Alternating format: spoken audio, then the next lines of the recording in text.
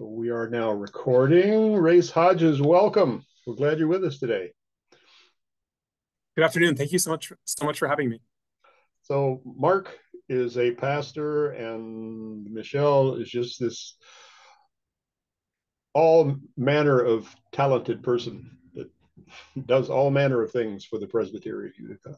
So, but most of the people that will be interested in what you have to say are church leaders and responsible for the kind of things that you help them with. So tell us about yourself and tell us about your work. Yes, absolutely. I'd just like to begin by thanking you, Larry, for inviting me to the gathering today, and also to Pastor Mark and Michelle for all of the work that you do. Larry, if it's okay, I also have a slide presentation that can complement my introductory remarks, if that's okay for me to share. By all means. Okay, excellent. Right, great. Yeah, so thanks again for welcoming me to this meeting. My name is Race Hodges, and I work for FEMA, the Federal Emergency Management Agency. And I always think that I have the best job at FEMA. I am the agency's only faith-based preparedness coordinator, and my job is to support communities of faith and faith-based organizations with preparing for emergencies and disasters.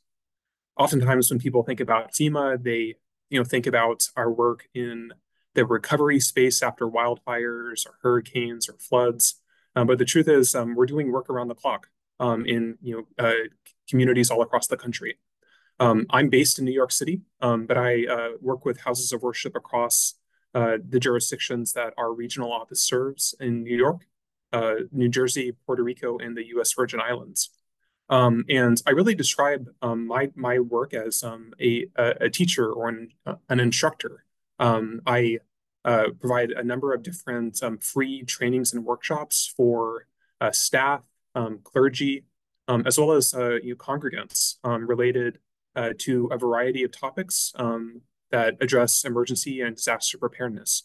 So I'll share a little bit about those today, and would love to explore potential ways I could support your network of churches to support the overall resiliency for the communities that we serve.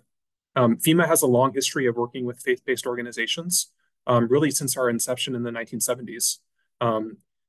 As a government entity, we provide an array of services in the post-disaster space, but the truth is it takes a large network to support communities with recovering from disasters. And oftentimes, houses of worship and faith-based organizations are right there at the front lines, providing pastoral or spiritual care, sheltering, feeding. And there's been a long history of partnership with governmental entities in that space. So we have a long history of partnership with faith-based organizations, and this is I see it as an extension of that. So some of the work that I do, I think about that as trainings and workshops. Here on the screen that I'm sharing, there's a list of some of the titles of different trainings and workshops that I provide. A very popular type of workshop is called How to Write an Emergency Operations Plan.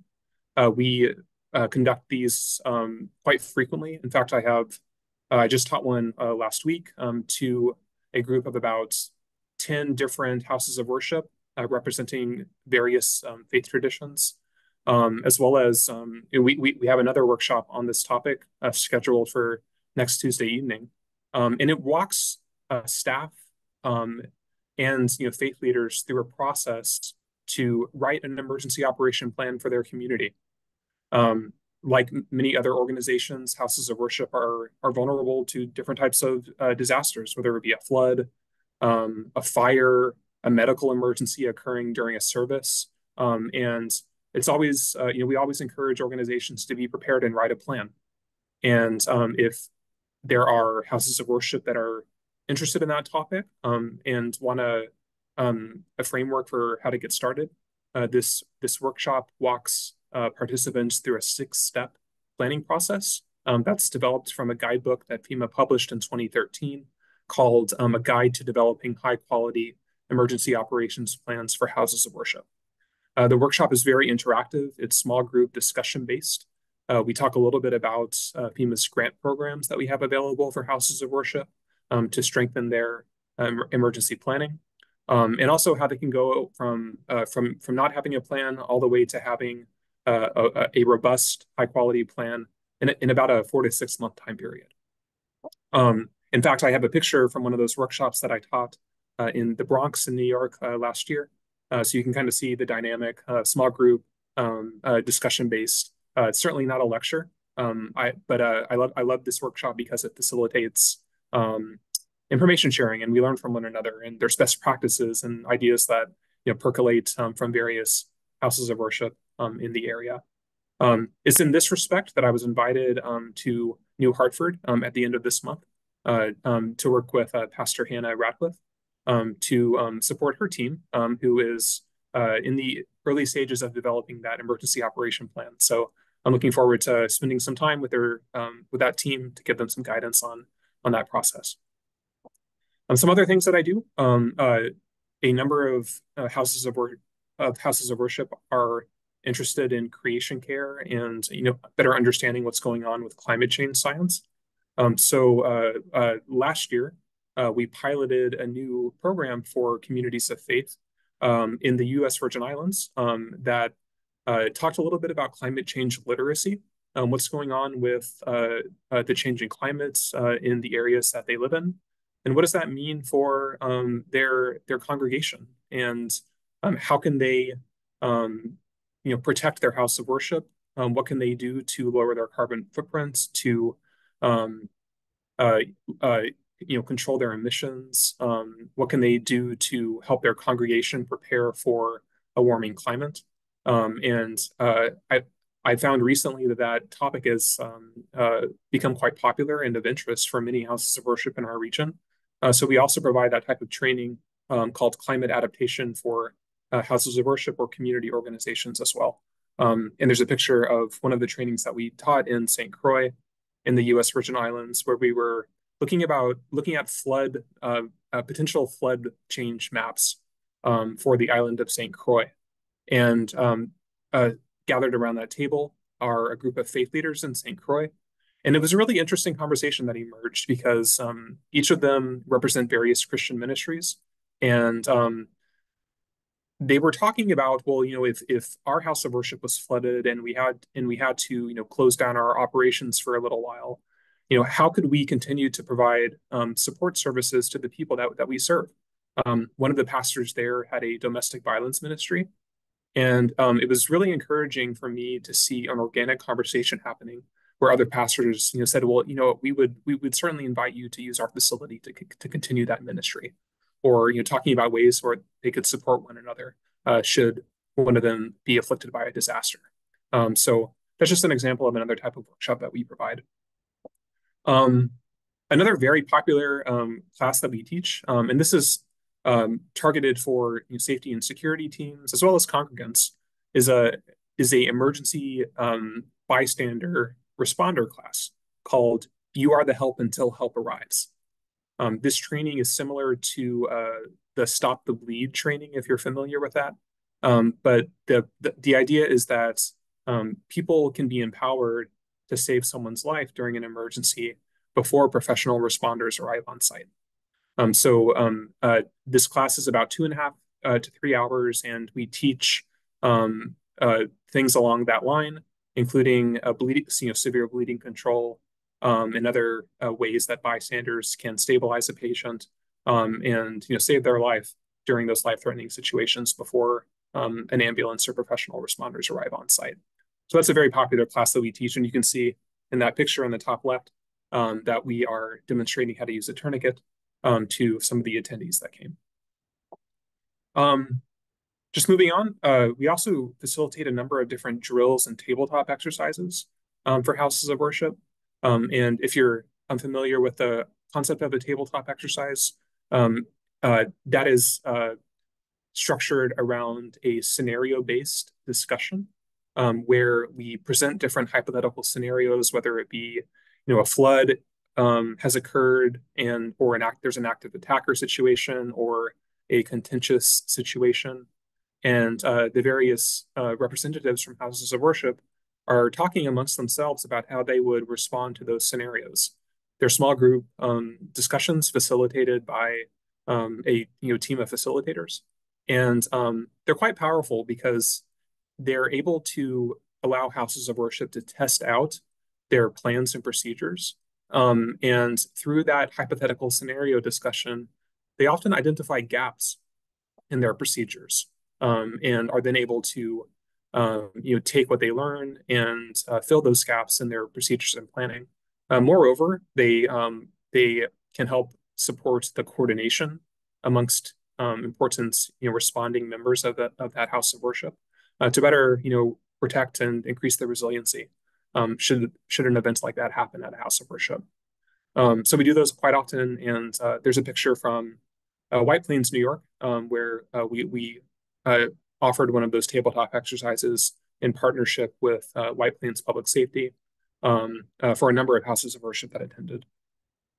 In fact, later this week, I'll be traveling up to Buffalo, New York, to do a special event with a group of regional Unitarian churches related to safe congregation planning. And we're going to do some tabletop exercises around a couple different contentious situation scenarios that they've asked us to develop for them. So I'm excited and looking forward to facilitating that training for them. I also do a number of work with youth programs. This past Sunday, I was with a Hindu temple in New Jersey, working with their youth group. I go out there once a month and we do fun, different youth preparedness games and activities, supporting them with preparing for emergencies, but then also allowing them to take those messages home, to their family, to their friends, and allowing the preparedness to proliferate within their own network. And then finally, I also think about the work I do in terms of technical assistance. So for those houses of worship that are in the process of writing their emergency operation plans, I always make myself available to review those plans and give them feedback. And then for houses of worship that are interested in applying for FEMA's nonprofit security grant program, I give them tips and advice for how to make competitive grant applications to access some of that funding. If you're not familiar with that grant program, that provides up to $150,000 for houses of worship to access things that will enhance their security. So if they want to replace or install, a perimeter fencing, or if they want to, install security cameras or hire, plainclothes security guards to function as greeters during a service, something like that. That grant program funds a variety of things of that nature. And it is competitive. We always receive more applications than we have funding appropriated for. So I often will give tips and advice to houses of worship for writing those competitive grant applications. Just for a few more minutes, I'll use a couple pictures here to also highlight some ways that I've worked with houses of worship in the past. You might remember in early 2022, there was a large-scale apartment fire in the Bronx that made national news. There were approximately 80 casualties from that event, and the majority of whom were new immigrants from a small country in West Africa called the Gambia. The Gambia is about 95% Muslim, and a few months after that event, the imam, who's the head clergy for one of the masjids there in that neighborhood, reached out to me and said, I'd really love to invite you to teach a class for my congregation about how we can respond to emergencies and disasters. So I worked with them to tailor a training that suited their interests and needs, and was able to teach that class at the masjid for about 70 people a few months after that tragedy, many of whom lived in that apartment complex. And then I took a picture with the imam there in the upper left-hand corner after the event. Maybe some other things that I'll point out. You also may recall the tragedy of the Buffalo Tops supermarket shooting in May of 2022. That was a racially motivated hate crime. And following that event, a group of Black pastors invited me up to Buffalo to teach the emergency operation planning workshop for their congregation. They wanted to be prepared for acts of violence against their houses of worship. And the gentleman in that picture on the bottom row, for the Buffalo, New York picture in the blue shirt, he's a pastor at a house of worship in Buffalo, and his deacon was tragically killed in that shooting. But I feel very fortunate and thankful to be able to have stayed in touch and supported his house of worship with writing that emergency operation plan. So that's a little bit about what I do at FEMA. It's a variety of different programs and trainings related to preparing for emergencies and disasters, but also helping to support the overall resiliency of a community. I mentioned before we started the recording today that on Thursday I'll be in Owego, New York, meeting with a group of clergy there, talking with them about how they can support their town's flood risk reduction programs. There's a lot of ways that houses of worship can support community engagement that can complement flood risk reduction projects. And we'll be exploring the priorities that the town has put forth and how clergy and congregants can complement those initiatives. So, for example, some things that we've discussed as functioning as cooling centers or warming centers during a disaster. Many of those houses of worship are themselves vulnerable to flooding. So we'll be doing a walkthrough for their buildings and giving them some suggestions for flood risk reduction projects that they can undertake. And that will range from free to low cost projects all the way up to projects that may require some grant dollars to accommodate. So that's just an example of what I do. I'm on the road all the time. I think in the past year we've done about 65 in-person trainings across all of our jurisdictions, and I love to get out in the community. I love to connect with houses of worship and to tailor our programs. I rarely like to pull something out of the box and not tailor it for a congregation or a community that I'm working with. I make it a point to meet multiple times with communities that may be interested in working with me so that we're able to really understand how we can meet their needs and tailor our programs so that they're as impactful as possible. I love the work that I do. I truly believe that the community services that houses of worship provide are critical for the overall resiliency of a community. Houses of worship are very important for the fabric of communities and that social resilience. And it's within that spirit that FEMA approaches that partnership, wanting to complement that, honor that, and provide our resources to be able to work with them to overall create our nation to be a more safe and resilient space. So I'd like to thank the opportunity to address this group. I just wanted to share a little bit of an introduction about what I do, and then also invite questions or thoughts if there's opportunities to engage with the presbytery. Either when I'm there later this month or in the future. I always welcome those opportunities and would love to find ways to partner just in that spirit of collaboration. So with that, I'll pause and invite any questions. Thank you.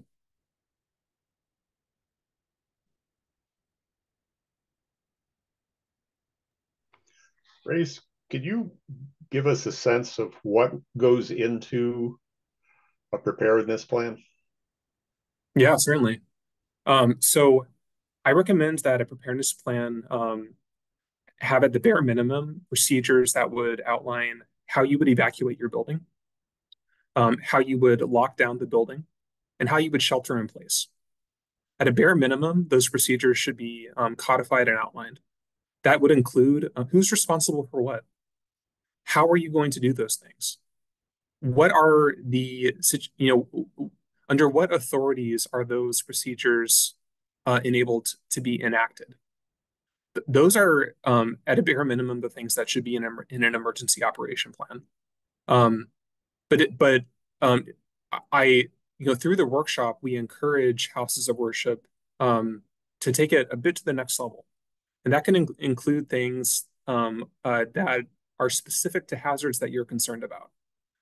So if you're concerned about a medical emergency, such as a congregate going into cardiac arrest, in the middle of service, what's the plan? Do you have an AED machine available? Have you provided CPR training to greeters or ushers or other people that regularly attend your services?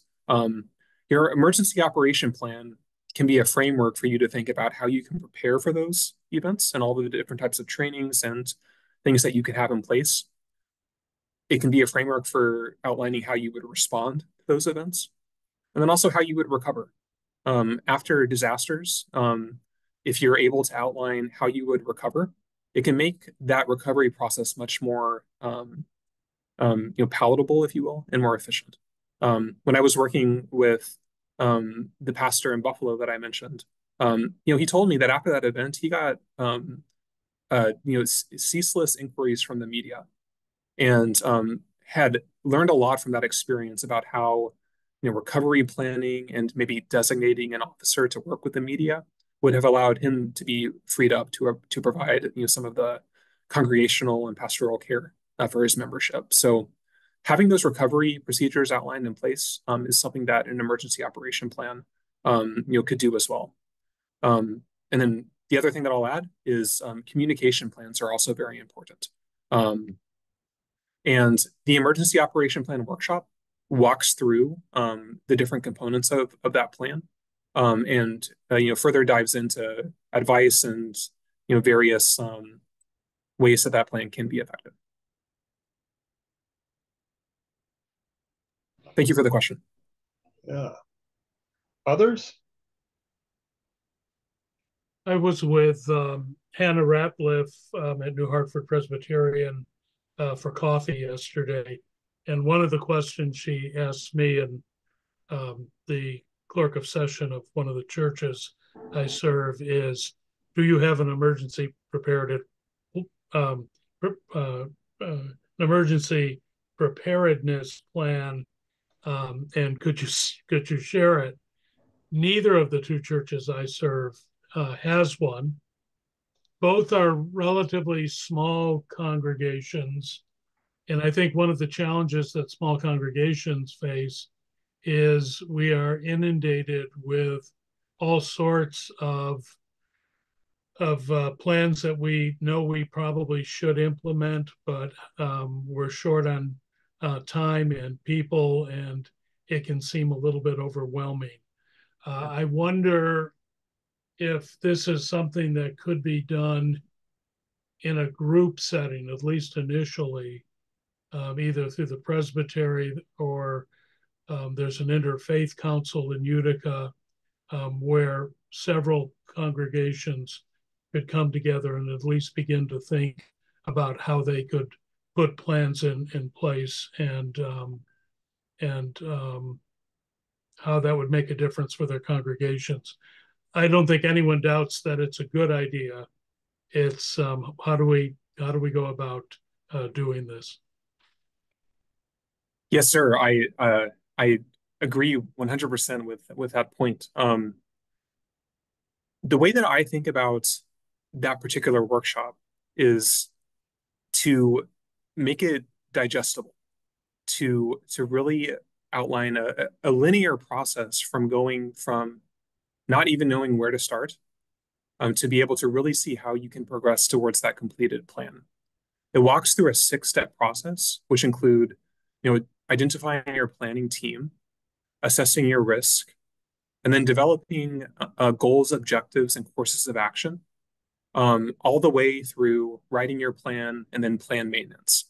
Those are the 6 steps, but we really unpack them. We go slow, and we really illustrate how that model can support houses of worship that may have a small congregation, limited, time to be able to invest in this, to having that completed plan. And then moreover, the dynamic that you mentioned is quite often what we follow for the workshops. They're often provided in conjunction with a multitude of houses of worship in a particular area. I mentioned the one that we taught last week. We had people from a Sikh Gurdwara attend. We had multiple Protestant congregations. We had representation from a Jewish synagogue, the Roman Catholic Church. There were a couple Hindu temples, and they each sent about 3 or 4 people, like those that may be invested in the safety and security for the house of worship. And they all learn from one another. That's what I love about these workshops. We talk about the framework, but then we share ideas and best practices. And I think people walk away with really understanding how they can be a champion for leading their house of worship with developing that emergency operation plan. So while that has been most often the dynamic of the workshop interfaith, I also do them for particular faith traditions. Like, for example, the one I'm doing in Buffalo, that's tailored for the group of Unitarian congregations in the greater Buffalo region. That was just their preference, and we're tailoring it to align with some of the values of the Unitarian tradition. So I'm always happy to tailor and complement to meet the vision or dynamic for whatever area that I'm working in. Great.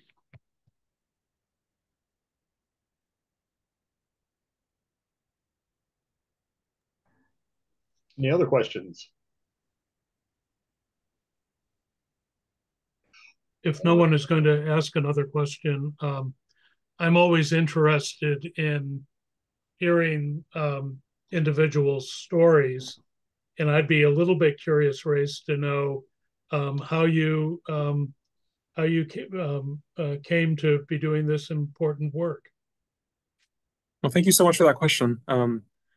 Yes, so I think about my entry into the world of disaster management going back to 2005 during Hurricane Katrina. I was a 18-year-old freshman at Louisiana State University when Hurricane Katrina hit, and very impressionable, wide-eyed. That made a huge impact on me. Our school was able to get involved in the recovery efforts after the storm, and we would travel down every weekend. I was on a research team with one of my professors there, and every weekend we would do these very in-depth interviews with disaster survivors, which we would then analyze and provide to various faith-based and community-based organizations supporting the recovery. The stories from those disaster survivors made a huge impression and impact on me. When I finished my studies majoring in philosophy and sociology, I joined the Peace Corps and served in the Peace Corps for 3 years in Mongolia in a small town doing public health work. But at that time, I was thinking about what I wanted to do and how I wanted to orient my life, and decided to go into the realm of alleviating suffering. So with the experiences of Hurricane Katrina, I went back to New Orleans, got my master's degree in city planning, focusing on disaster risk reduction. And I've been doing this type of work, for the past 15 plus years. So that's a little bit about my story, but I really value the opportunities that I have in this role to work at a hyper local level.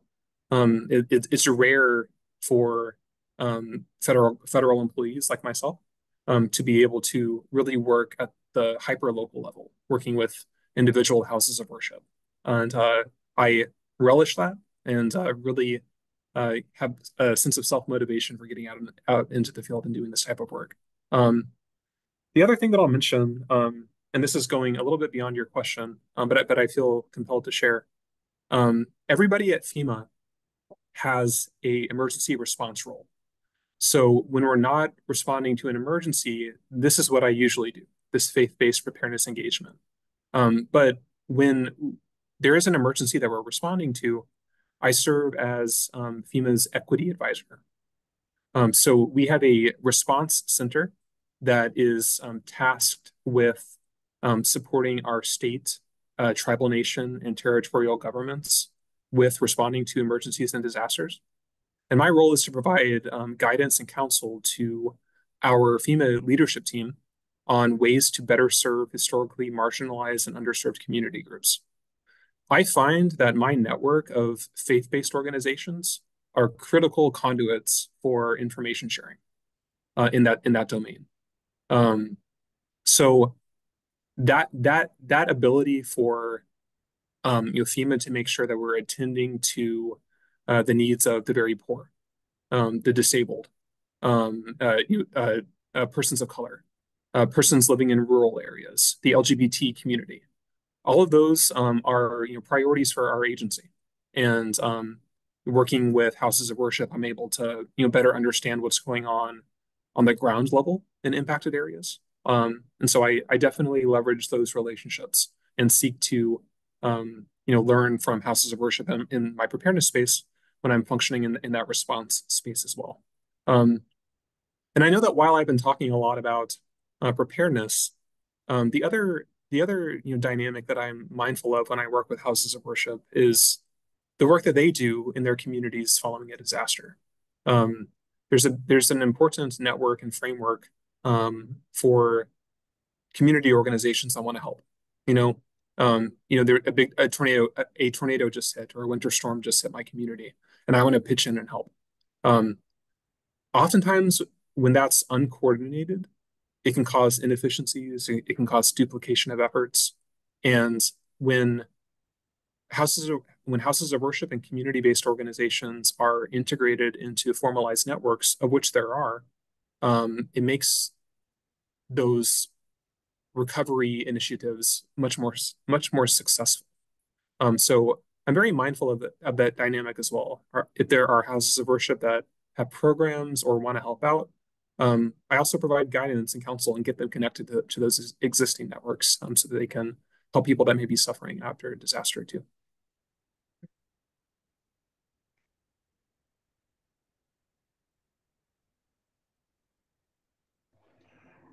We're a little over our time, but something has occurred to me. Michelle is a member of a congregation that had its sanctuary destroyed by a tornado in July. Now, no one was in the building at the time, but how might a disaster preparedness plan address something like that? Yeah. I'm sorry, Michelle, were you going to add to that? Yeah, I'd be very curious. Our tornado isn't something that usually happens in this area. So I think everybody felt a bit traumatized, well, definitely traumatized, but ill-equipped on how exactly to respond. Yeah. Well, first, I'm so sorry to hear about that.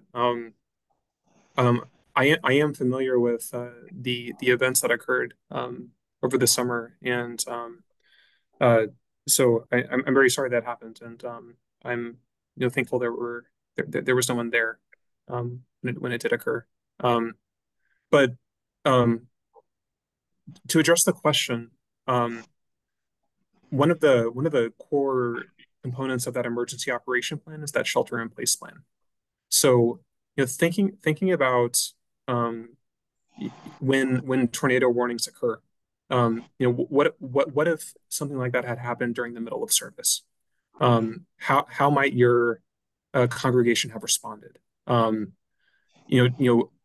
don't know the layout of the house of worship, and I'm really sorry to hear that it was destroyed. But I can think of a different scenario when maybe that warning went off in the middle of service, but the congregation was able to enact their protocols to maybe go to an interior space, cover themselves, and may have been able to ride out that tragedy. The truth is it can be quite difficult, especially in the way in which the scenario occurred with the building being destroyed. Um, you know, but I can also imagine another scenario where there were procedures in place that may have saved lives and protected people during an event like that.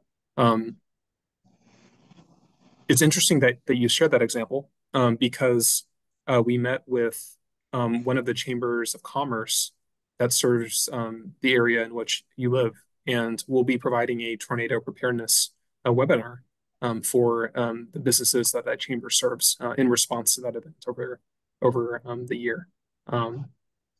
So I know that wasn't a particularly robust example, but I think it may highlight that, procedures and protocols can be in place, and given certain scenarios, they can save lives.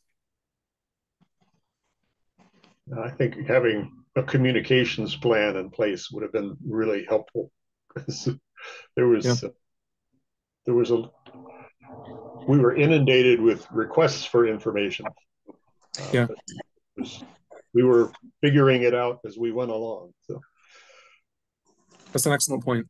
Yeah.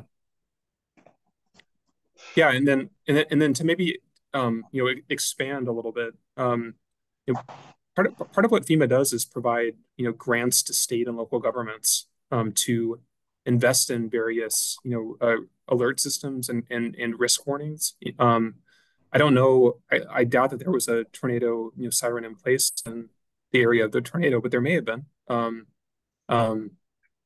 You may have gotten alerts on your phone. I'm not sure, but those are some of the types of alert and notification systems that FEMA and the emergency management community invest in to protect people during those events. So there's a lot going on different, I guess, levels of engagement, but certainly a lot more that can be done too. There were, I think, 2 different alerts on our phones, but the second alert came when the tornado was actually hitting. When it was hitting. Was when we had the warning. So I'm so sorry to hear that. I'm not sure if there was a presidentially declared disaster following that event. But should something like that ever happen in the future, and there's a major flood, there's like a series of tornadoes that destroys a town, that's likely going to rise to the level of a presidentially declared disaster. And as members of communities of faith, I think it's important for you to know that should houses of worship be damaged, you're then eligible for recruitment for repairs and reconstruction for damaged houses of worship. But again, I'm actually not sure for the July events that rose to that level of a presidentially declared disaster. But I suppose I just want you to know in the future that is a potential resource. Yeah, I quickly Googled that. The governor and the 2 senators have requested a presidential declaration, but I'm not seeing anything that indicates that it was forthcoming.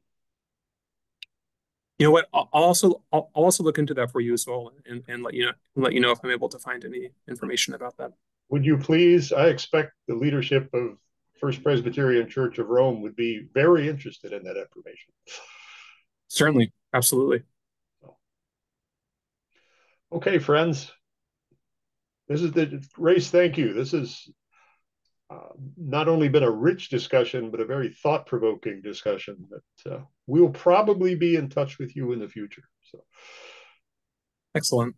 Well, thank you so much for your time. I'm here as a free resource, and just love to connect with communities of faith. I love the work that you do, and would be honored to be invited to work with you in the future. So thank you for your time. Excellent. Thank you. All right, friends. The Lord be with you. And also with you.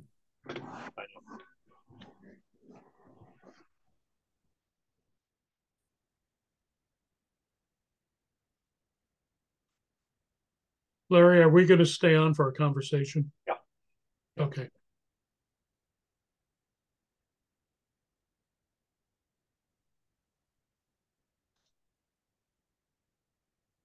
There we go.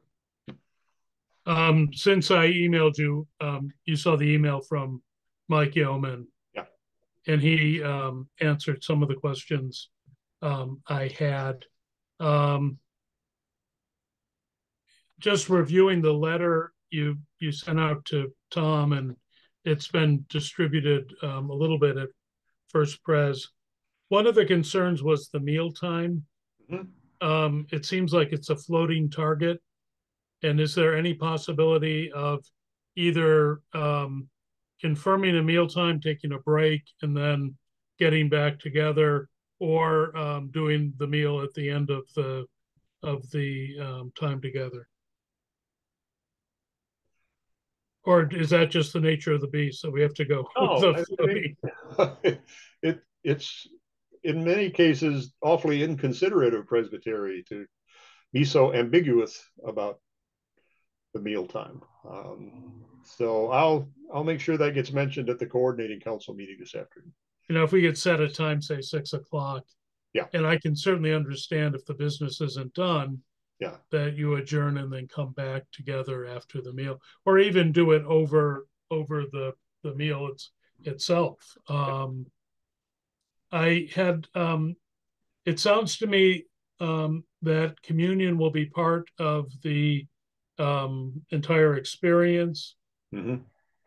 One of the challenges in that space is the space between what Baptists would call the platform Mm-hmm. and the first pews where the communion table sits Mm-hmm. is very tight. So as I envision this being set up, there'll be the communion table, but probably we will not put chairs behind it. There'll be just enough space for, say, two officiants or celebrants to stand behind the table. And then we can put up a longer table where the pulpit is, and then move the pulpit to one side or the other. Mm-hmm. It seems you probably want both a pulpit and a business table set up there. Yes, please. And it looks to me like you need at least 2 mics. We do have a lapel mic in addition to handheld mics that can be put on stands. Okay. Does that work for you? Yes. Yes, it does. Okay. The other thing related to the meeting is that we now have 2 large screens mounted on the back wall. Oh, yeah? That we use all the time for worship. So we do produce bulletins, but typically for worship, most people are looking at the back wall for the call to worship, the hymn they're singing, etc. Do you anticipate wanting to use those? I conceivably, but I won't know until after today, after this afternoon's meeting.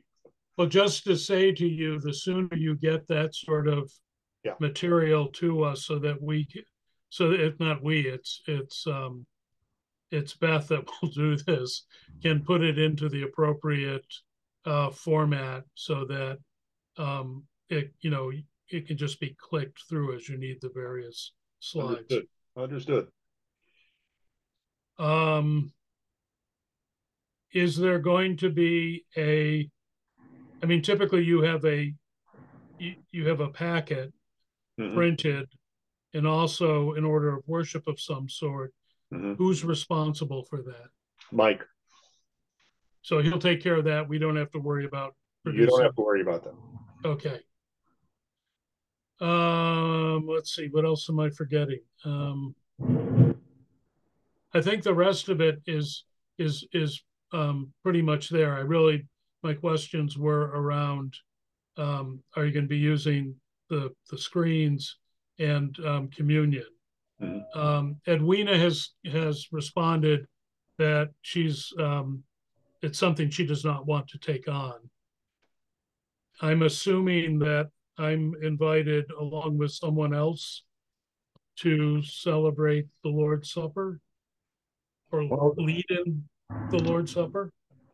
It sounds like that's what Mike has in mind. He's in charge of the worship. So okay.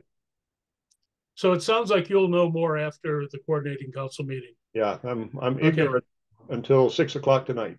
We're together in the same boat. When you know more, would you get back in touch with me? Without fail. Without fail. I'm somebody who likes to get things nailed down early. Yeah. And then it allows for controlled procrastination up until until the moment I need to kick in. So whenever you can get that information to me, that'll be great. To just call it a space for contemplation. So. Yeah.